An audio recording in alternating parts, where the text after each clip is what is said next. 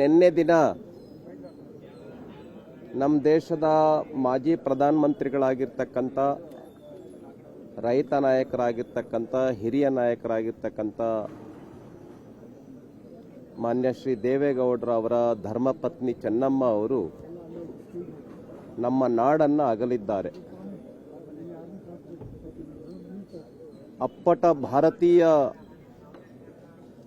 ಮಹಿಳೆಯಂತೆ, ಅಪ್ಪಟ ಭಾರತೀಯ ಸಂಸ್ಕಾರದಿಂದ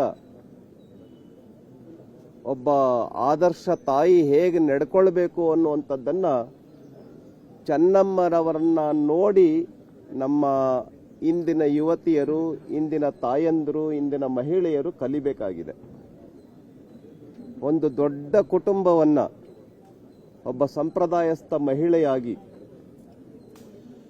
ಹೇಗೆ ಆ ಕುಟುಂಬವನ್ನು ನಡೆಸಿದ್ರು.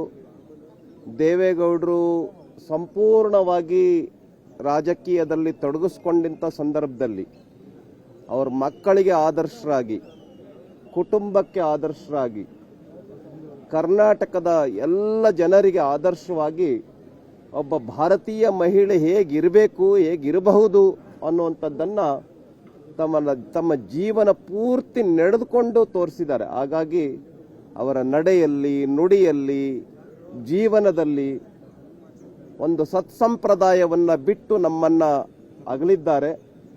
ಆ ತಾಯಿಗೆ ಸ್ವರ್ಗ ಸಿಗಲಿ, ಆ ತಾಯಿ ಚಿರಂಜೀವಿಯಾಗಲಿ, ಆ ಕುಟುಂಬಕ್ಕೆ ಭಗವಂತ ಶಕ್ತಿಯನ್ನು ಕರುಣಿಸಲಿ, ನಾಡಿಗೆ ಶಕ್ತಿಯನ್ನು ನೀಡಲಿ ಭಗವಂತ ಅಂಥೇಳಿ ಭಗವಂತನಲ್ಲಿ ಪ್ರಾರ್ಥಿಸ್ತಾ ನನ್ನ ಶ್ರದ್ಧಾಂಜಲಿ ನಮನಗಳನ್ನು ಸಲ್ಲಿಸ್ತೇನೆ. ಹಿರಿಯ ರಾಜಕಾರಣಿ, ನಮ್ಮ ಕರ್ನಾಟಕದ ಮಾಜಿ ಮುಖ್ಯಮಂತ್ರಿಗಳು ಹಾಗೆ ನಮ್ಮ ದೇಶದ ಪ್ರಧಾನಮಂತ್ರಿಗಳಾಗಿದ್ದಂಥ ದೇವೇಗೌಡರ ಶ್ರೀಮತಿ ಚೆನ್ನಮ್ಮನವರು ವಯೋಸಹಜ ಕಾಯಿಲೆಗಳಿಂದ ತೀರೋಗಿದ್ದಾರೆ. ಮತ್ತು ದೇವೇಗೌಡರು ಮತ್ತು ಅವರ ಕುಟುಂಬದಲ್ಲಿ ಮುಖ್ಯಮಂತ್ರಿಗಳಾಗಿದ್ದಂಥವರು ಕುಮಾರಸ್ವಾಮಿಯವರು, ರೇವಣ್ಣವರು, ಅವರ ಎಲ್ಲರ ಶ್ರೇಯಸ್ಸಿನ ಹಿಂದೆ ಚೆನ್ನಮ್ಮನವರ ಒಂದು ಸಹಾಯ ಕೂಡ ಇತ್ತು. ಮತ್ತು ಅವರು ಅಗಲಿರತಕ್ಕಂಥ ದುಃಖವನ್ನು ಭರಿಸುವಂಥ ಶಕ್ತಿ ಎಲ್ಲ ಅವರ ಕುಟುಂಬ ವರ್ಗ ಮತ್ತು ಅವರಿಬ್ಬ ಅಭಿಮಾನಿಗಳಿಗೆ ದೇವರು ದಯಪಾಲಿಸಲಿ ಅಂತ ಕೇಳ್ತೀನಿ. ನನ್ನ ಮತಕ್ಷೇತ್ರ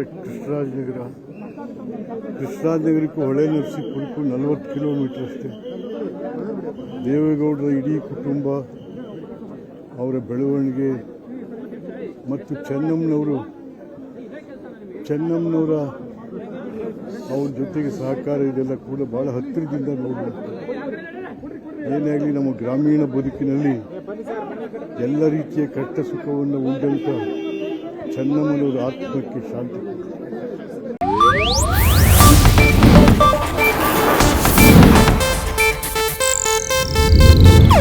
ಇದು ಏಷ್ಯಾನೆಟ್ ನ್ಯೂಸ್ ನೆಟ್ವರ್ಕ್ ಪ್ರಸ್ತುತಿ.